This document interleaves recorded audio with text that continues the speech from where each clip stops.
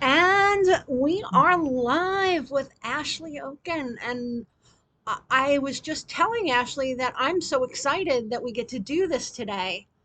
I've been waiting to talk to you, to get to know you for such a long time now, it feels like.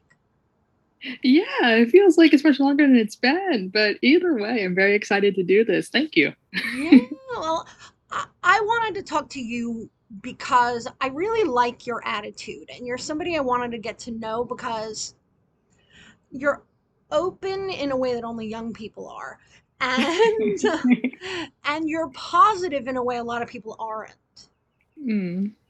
And by the way, we're outdoors today and I have very loud birds, but then again, you know what it's like around here because you grew up where I live. Exactly. Oh yeah, there are loud birds everywhere.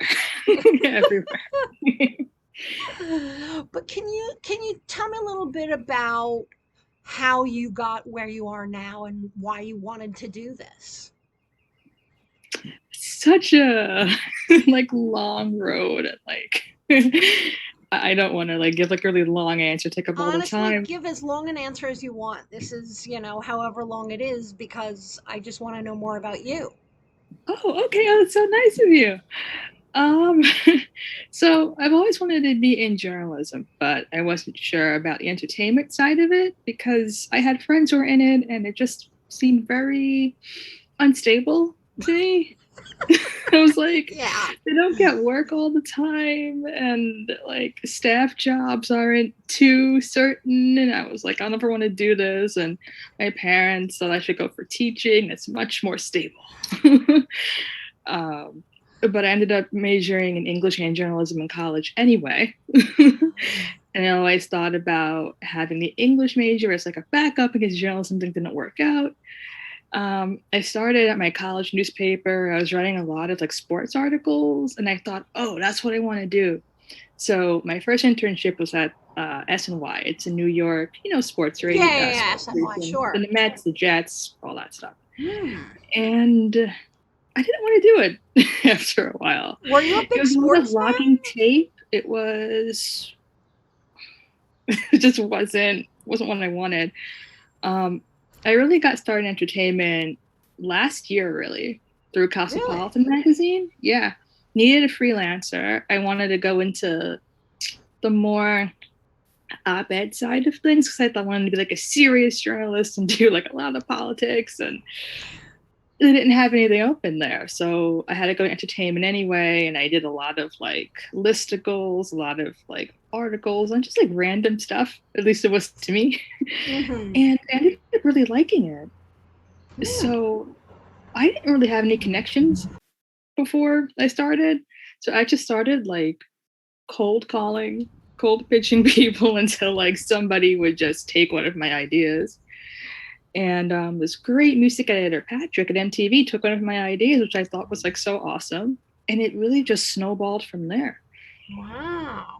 Now, were you a big sports fan in school or growing up or whatever? I mean, what kind of at first brought you to sports? Yeah, I played a lot of like kickball and basketball with my cousins, and I tried Yeah. baseball, but I can't see, so I'm really horrible at Oh. hitting the ball. Um, I watch a lot of Jets and Mets games with my dad. He's really into sports, so See, you're from that really Queens. rubbed off You on me. like the right teams. Yes. Yes, because those were the teams that I was told I had to like too. Ah. The Jets and the Mets, both of the losing teams, right? Right. Yeah. Hopefully with Zach Wilson for the Jets, the fortune changes. That's what I'm hoping for, but who knows? Yeah. I mean, hey, we can dream, us Queens girls. Right. So when you got to MTV and like did that feed your love for it? Oh yeah. I mean, they just had me doing album reviews, or they had this segment called oh my gosh, why is this slipping my mind right now? Slipping my mind right this second. Doesn't matter But what it was called. It was a you do segment. album reviews for that. Yeah. And I got to do my first one. I got to listen to Ariana Grande's newest album at the time. It was like a Oh. big deal. And I got to write an article about it. And I really love doing that because I've always been an Ariana Grande fan, like since I don't even remember when. And yeah, like it really sparked my love for it. I got to write about Miley Cyrus's new album when that came out. Oh, wow. Yeah, I got to interview Amy Lee of Evanescence for Metal Hammer. That's out in London. Like, got to do like a lot of like awesome things I never even thought I would be able to do because I just thought you need a lot of access, you need a lot of like connections for that, you know? Well, it was hustle for you, wasn't it? Oh yeah, a lot of hustle. Like I was constantly pitching, like all the time. And when I'm not pitching, like I'm thinking about like what else I could pitch. So yeah. Yeah, yeah. I mean, I always think about, and publicists like always think about how much we're pitching, but you're pitching the same way we are. See, Just I kind of never being, knew that because I always thought a publicist had, I don't know, they always seem to have everything figured out to me. oh God, no. God, no. Like it's great when we find somebody like you that like likes what they do and is enthusiastic about it and about different, artists and kind of getting into it that way. But Mhm, we don't always find that. Like just like you're going to editors cold and pitching them, mhm. we're going to journalists, like some that we don't know. I mean, I have to say, I'm old enough that I know most people I need to deal with by now, but, we don't always know them. And I think it's really important that we understand that we both go through that process. And a lot of people, like, they'll be interested in my big artists, of course, but they're not interested in like my passion projects, my baby artists. And but people have been really good to me with my baby artists. I mean, I launched a band out of nothing a month ago, and people are coming to the table, and it's great. Oh, So that's awesome. See, I always love to give attention to the baby artists too, because they may be someone big someday. And I think it's always great to try to establish that relationship right off the ground. yeah, yeah, absolutely. And you're young and they're young, and like it's, as they go up, so will you. Right. I Yeah, don't feel young sometimes. Sometimes I'm like, I'm gonna be 29 this month. And I'm like, wow, I'm old. you are young, girl. And you have this kind of openness that makes people feel like they know you, and I think that's really good for interviews, isn't it? Yeah, it definitely makes people feel more comfortable. People ask me things about whether I'm just like doing that for the job. No, I'm just this open all the time. It's just who I am. Yeah. So I Um, noticed, which was why I like you, and I oh, kind of thank you. sought you out. Yeah, yeah. Because you're Yeah, I really, just think there's no reason to be ashamed of really anything you're doing or anything you've been through in your life. If you could help somebody else through something, I think it's always the best route to take. yeah. I mean, honestly, your expression of like gratitude and happiness on social media is like so refreshing. And for me, I'm old and jaded. Like I could be a mother. Let's put it that way. And I always love to see young people who are enthusiastic about what they do. I mean, like I got into this because I couldn't do anything else. I had Hmm, to do this, you okay. know. um, but I just think I think your approach to things is really wonderful, and I admire your writing even just on social media. So Oh, thank you. Like I'm always working on it. I'm always like reading other writers and trying to see whether I could like just like switch up my style if I need to or make it a little bit more flowery. Like everybody else seems to be able to write better than me sometimes. Like I just read things and I'm like, I could use maybe this sort of wording and I don't. Or well, sometimes I we're think it always comes hard across on a little more ourselves. simple than maybe I Yeah. want it to be. Well, I think sometimes simple is what works. Mm. Like I'll have people send me like drafts of press releases, and I'll be like, "What does this mean?" And they'll tell me what it means, and I'll go, "Then why didn't you just say that?" You know? Yeah. Like, I'm like, I don't understand what this flowery language means, but I know what you're trying to say, you Right. know? I think with press releases, like the ones that I really love are ones that really just get across like why you should listen to this band. Like what it is about their messaging that maybe appeals to you, or like why this single is coming out is really great. Yeah, there are some press releases I read and I'm like, the message is buried in the third paragraph. Yeah. Or it's completely unintelligible. Right. And, I never understand that. That really gets to me. But, but who do you read that you go, oh, wow, I love their writing? Because I have a Oh, few people that God. I read and I'm like that about. Like for instance, I used to be this huge fan of J.D. Considine, Okay. and he was this big writer. Like I worked at Musician Magazine years ago as an assistant, and I like worship that guy's writing. Like I would read everything he wrote, and when he called in, I was like, "Hi, oh my God, I'm such a big fan," and he's like, "Of me?" And I was like, yeah, absolutely. Of you, I've read all your stuff. But is there any like either not even not necessarily a person, but like a style of writing that you're drawn to? Just I love profile pieces so much because I love the way they just get descriptive about the person themselves, and they paint a portrait of who they are through the eyes of other people. Like I love that sort of artistry. Um, I go on rollingstone.com like a lot, Uh, and I love Brittany Spanos and her writing her cover story on Miley Cyrus. I thought was like awesome. So I messaged her on Instagram about it, and she's like, "Oh my god, thank you." She was like very humbled that I said that. Yeah, it's just people who write profiles really that are really like magnetic that I mm. really admire. It could be really anybody. I don't really have one specific person. Yeah, I guess it's the way they make you feel about the artist. Right. Like you Yeah, know them yeah, a little more than you would yeah. normally. That's true. I mean, and it's funny. Then there's some people that write like they're part of the music business, And and they're it's very not. cold and clinical.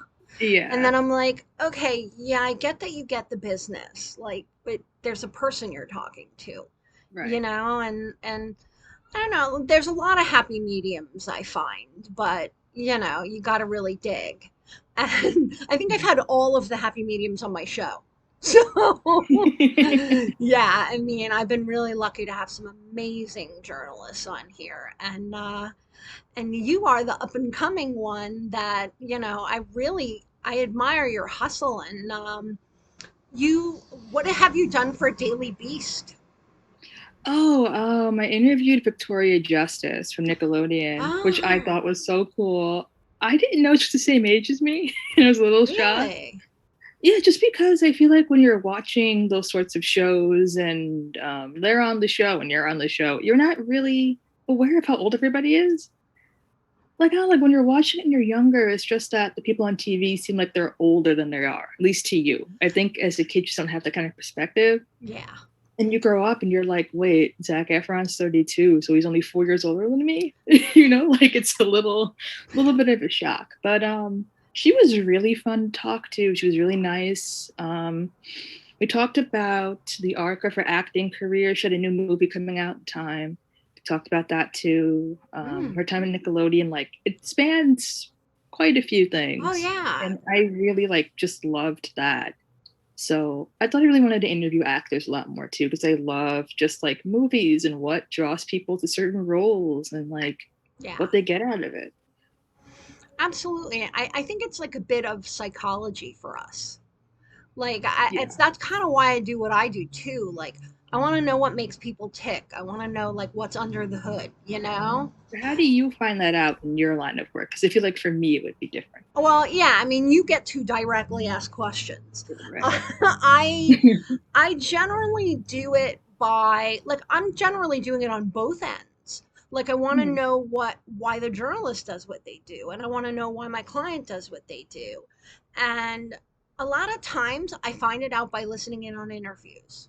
And I know journalists hate that, but I don't do it to like police anyone. I do it to learn, you know? Ah, I mean, I learn how my clients respond to certain questions.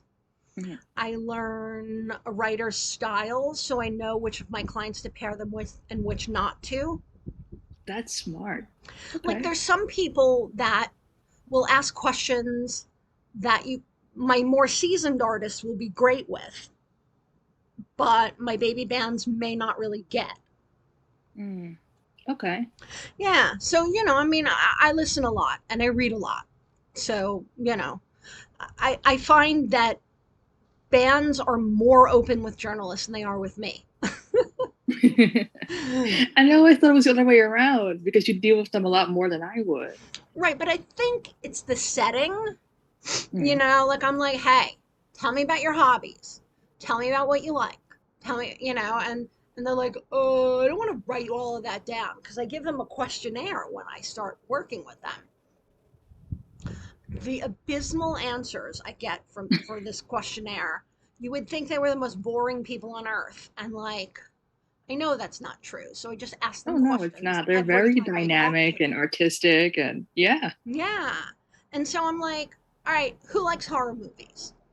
I'm like, because there's a podcast about horror movies and we can get you on.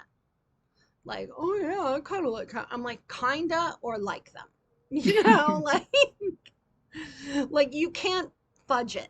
Like, do you really like them or do you not? You know.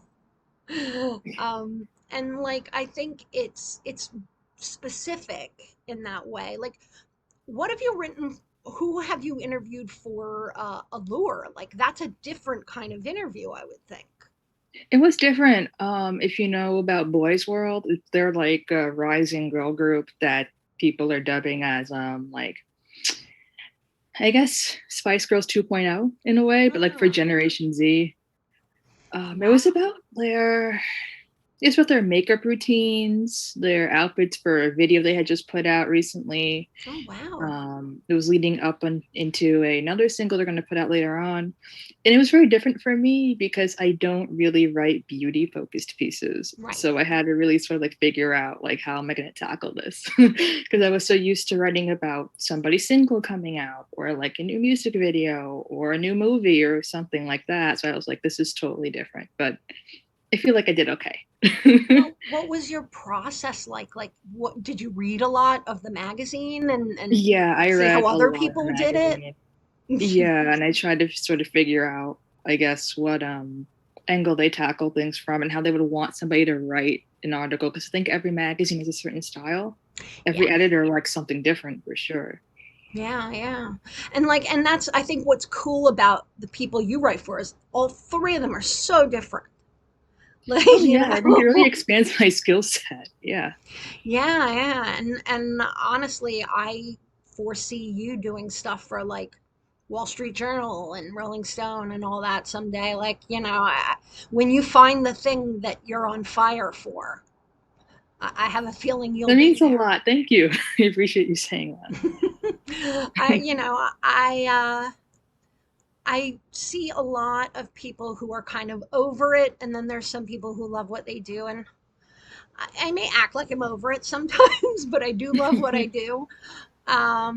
Because I kept coming back to it. I got out of the business a couple of times, and I just kept like coming back for more punishment.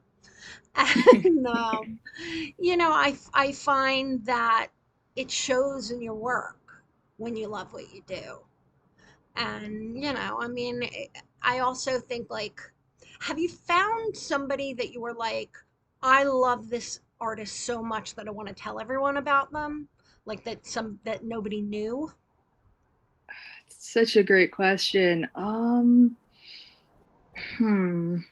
Because you've You covered know, a lot of I don't think famous I have people. yet. Yeah, I think I'm still looking for them. Yeah. But I have, had people send me press releases of a lot of like great artists that I've wanted to cover, but I'm trying to sort of tell myself I can't cover everything. Right. And I have such a hard time saying no. Yeah. And sometimes I have so many like stories to write. I feel a little bit burned out after the week is over because I have to And like you don't do yourself or the people you're covering a service by trying to cover them when you're exhausted and when you've written too Right. many stories. You know, you're a human being, you can't do it all. Right. I'm trying to absorb that for myself because I've It's always been hard. someone who's like, I found this thing that I love. I have to like do everything, and I have to be able to like be perfect at this. And when there's no such thing, No, yeah. there is no such thing.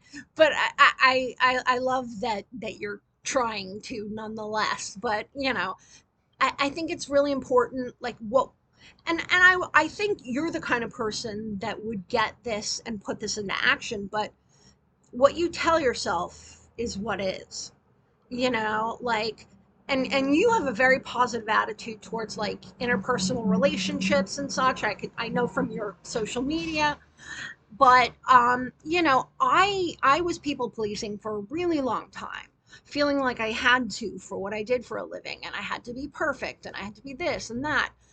And then I went to a label, and they told me, well, you're not getting this and this, or you're not good at what you do. And I was like, you might be right, but I also had 24 clients, 24 artists, and no help.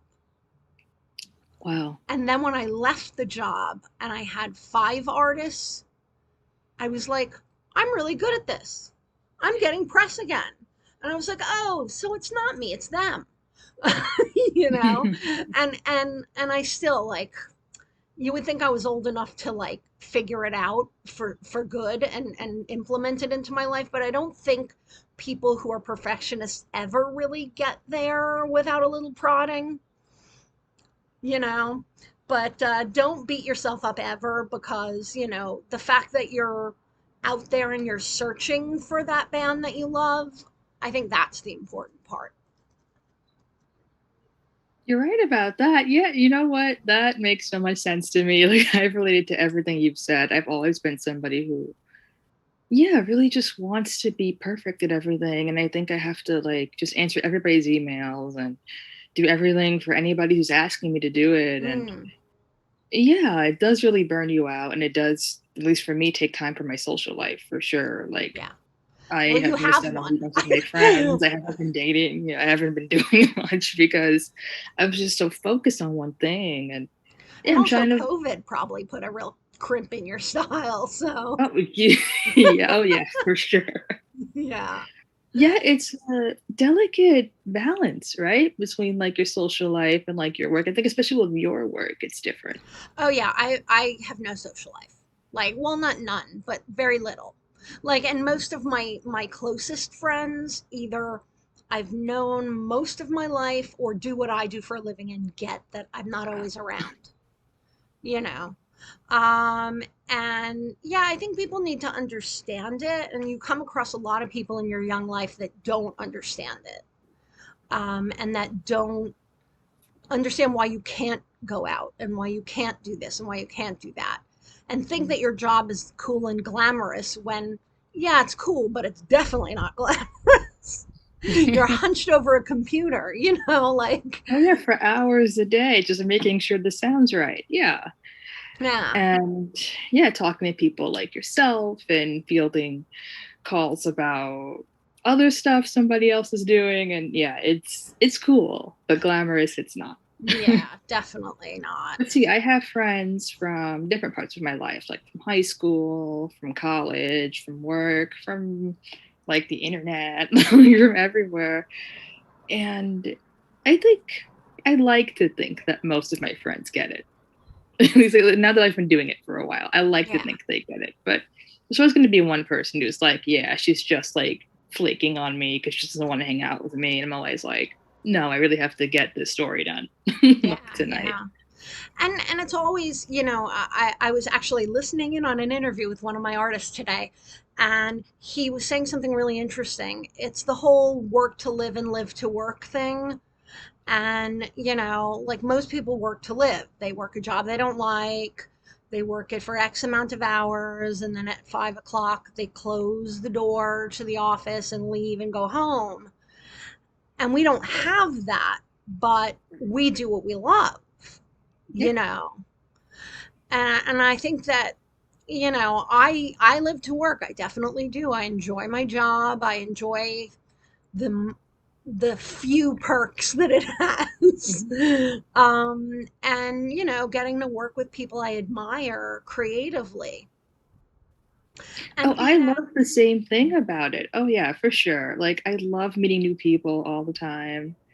I love just getting to know people on a deeper level. I love talking about artistry and what really inspires them to do it. Like I love everything about it. But if it was not on a 9 to 5 schedule, I'd love it a little bit more, maybe. yeah, I think like a lot of times the one question I really want to ask people Mhm. is, what made you think you could do this?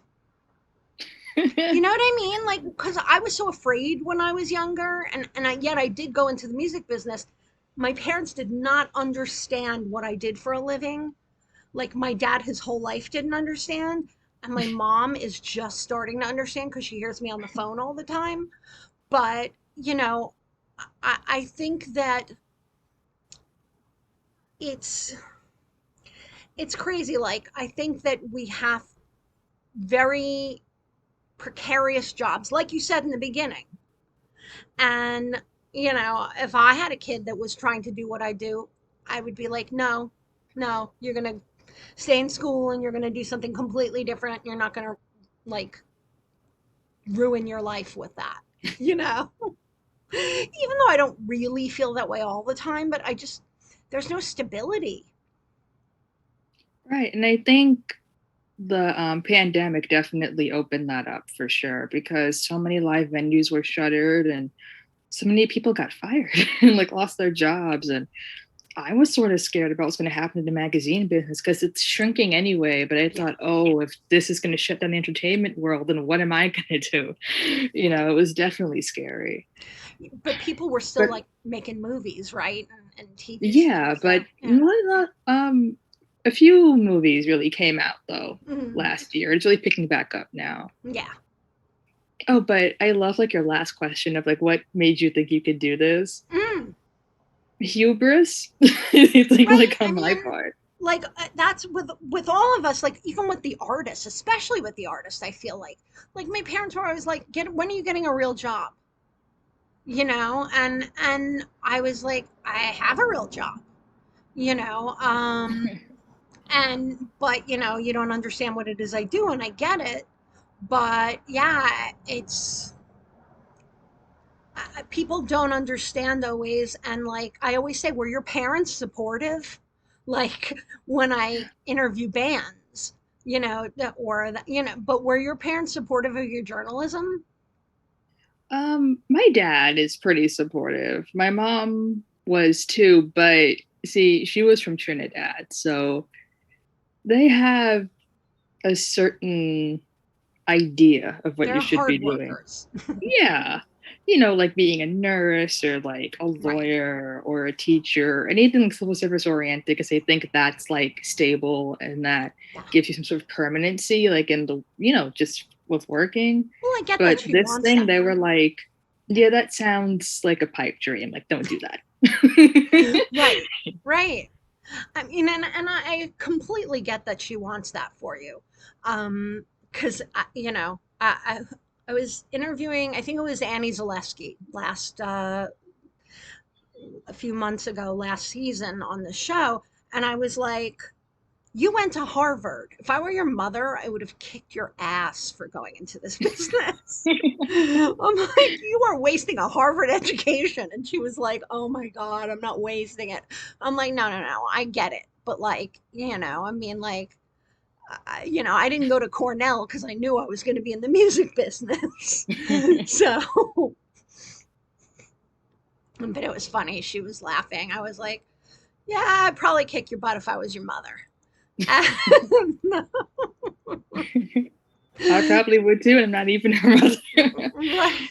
Exactly. Yeah. I mean, like I get the impetus to keep you secure and safe, and I'm always like, should I be doing this? Should I just go get a job, like a straight job? Like it's really funny. Like my friend and I are like, yeah, we should go get straight jobs. Like, what are these? They're not that scandalous, They're not. I mean, they're not secure, but you know. But Do your parents read your writing? Oh yeah, my dad like loves it so much. Even though, you see, it goes back to the Jets fan thing. Mm. Like if I was to do an article on one of the Jets or like the head coach or something, that he would read. Right. But everything else, he's like, okay, where's your byline? Oh, there it is. Okay, like he doesn't even like.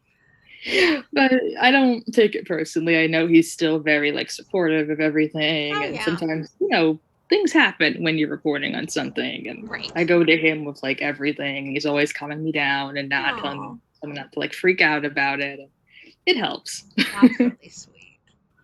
Yeah, I my dad kind of appreciated what I did. Well, more so than my mom did, but I used to do college radio and I used to send tapes home of my shows and my mother would listen to me talk and fast forward the music. She was like, "That music is terrible. It's noise." And I was like, "Yeah, probably, but I like it, you know." But okay, what else? Is there any, have you ever seen like a great pitch like that made you really want to listen? Let me think, just because I get so many like every I day. know, and it's hard to pick them out, so it would have to be pretty impactful to catch your attention, I would Yeah. think. Oh gosh. There uh, was, yeah, recently I got this pitch. This great singer, X Ari. She is queer. She was writing this whole EP that was inspired by her girlfriend. And she was really fighting for, I would say, be the word, authentic mm, representation of like LGBTQ love, like in music, because I feel like in mainstream media that could be lost a little bit. And I yeah, thought that was really important, especially because it's around Pride Month right now. It's Pride Month. yeah, yeah. Um, so I found that really great. I just find, yeah, like queer artists, black artists, just people of color. Mm, Yeah, those yeah. kinds of pitches to be awesome because they're not as elevated as they should be in the industry for sure. Yeah, and I feel like something else that you would probably respond to would be like kind of mental health, because you're really good with the boundaries and you're really good at talking things through, and not everybody's as good as you are about that. So that's why I'm always into like people talking about their struggles and people talking about like when you talk about like what the dating world is like for somebody in their late 20s, like I'm like, oh boy, like, It's awful. you know, It's it wasn't awful. better when I was younger. It was just different, you know. But yeah, I mean, I feel like that's what I always look for in a story to take on a client. Like I do look for females too because especially in the rock world, I feel like we're underrepresented. But you know, I was really fortunate. I got to work with some artists of color at Better Noise Music when I was there, and there were some exceptionally talented guys who weren't ready to speak out. But then when the whole George Floyd thing went down and Black Lives Matter and like all of that, I was like, listen, you have a platform, you have to use it. Mhm. And I think in the end, they were glad they did. And it was fascinating for me to work with them. We did something on Juneteenth with the Tulsa Bureau of like, I forget, like arts and culture or something like that. And, I always get really charged up about, you know, social justice and, you know, underrepresented groups and that gets me really charged up about it, and it was funny because when I left the label, one of them called me and he goes, does this mean we can't do stuff anymore? Oh. And I was like, well, kinda, you know. And he was like, you want to book my podcast? And I'm like, not really. Oh. I mean, it was cute, I, but I mean, like, I loved enabling him to utilize his platform, you know? Oh yeah, that's so important. I have so much to say about what you said.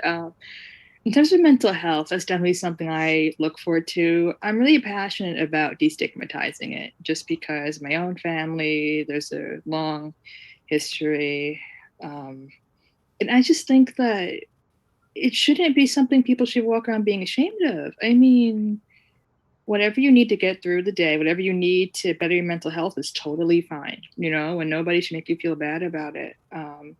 Something I did for alternative press I thought was Mm. really great was interviewing Chrissy Costanza of Against the Current. And Oh. she was really open about her mental health struggles. And I had never, spoken to her before. Hmm. I wasn't sure about how much I was going to get because it was so touchy and personal for her. And Yeah. she had opened up about it a bit in the past, but not too much. Yeah. And I went in thinking, I'm not going to get that much. And I got a lot for whatever reasons. She just felt very Well, comfortable. you're easy to talk to, so. Oh, thank you. But I also really like to look for female artists as well, because I do think, especially in the rock world, they don't get the representation they should. Oh, yeah. Yeah. I mean, I Like was working females with, of all, colors and creeds. oh, absolutely. I was working with Butcher Babies fairly recently. And, Mhm. Carla and Heidi, like, they both have an interesting story in unto themselves. And, I was able to book them in some stuff that was really fascinating. I mean, Carla is a death doula. And I thought that was fascinating. So Well, that's I don't. awesome to me. Yeah.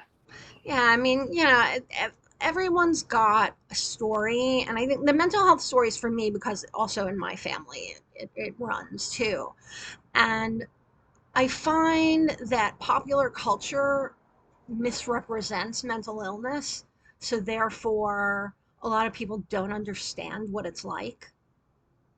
Right. And it's a stigma mental illness is a stigma has a stigma that's kind of fairly widely accepted. It's kind Yeah. of the only kind of acceptable discrimination left. you Yeah. know That and fat phobia still. yes, oh my Yeah. god, I'm so glad you said it. Because I find that, but then I'm like, oh, maybe no one else does. Oh no, I've noticed it. I mean, I just hate how um, larger people had to think of body positivity to even be remotely accepted, and it's still not working. And I'm Right. like, why do we care about the size of people's bodies so much? It doesn't mean anything about the Right. content of their character, you know? You would And hope. plus, yeah, I would hope. You would hope.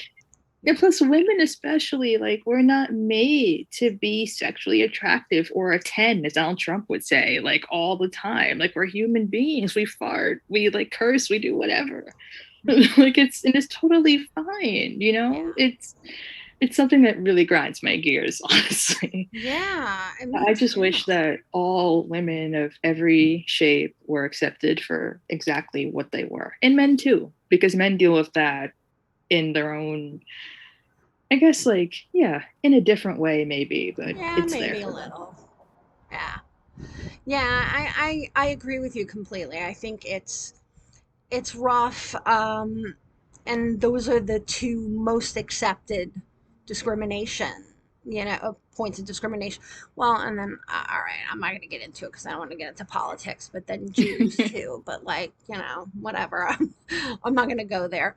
Uh, yeah, because then I don't want to get into the whole Palestine discussion. But nonetheless, it has been lovely talking to you, and you Same. are just as wonderful as I expected you would be.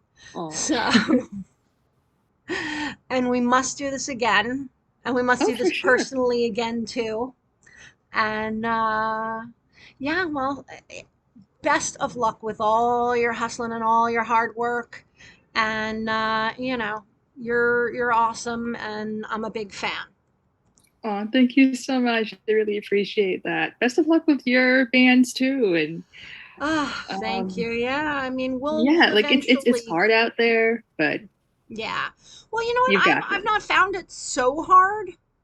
Um, but I'm lucky because I've made some good relationships with some managers over the Mhm. years, and they always take care of me when I'm independent. So, you Oh, know. good. That's what counts. Because I feel like if you don't have them, it's right. It's harder. Yeah, I mean, I you take care of people, and eventually they take care of you. You hope. So, well, hopefully, yeah, you're absolutely right. But we're going to raid my friend Raquel Bruno's Twitch stream. She's a DJ. But Ashley, you are wonderful. Where can people find you? Do you have a website with your work on it or anything? See, I wish I did, but I do not. I am working on that. You can find me on Instagram at Okay. millionth Ashley.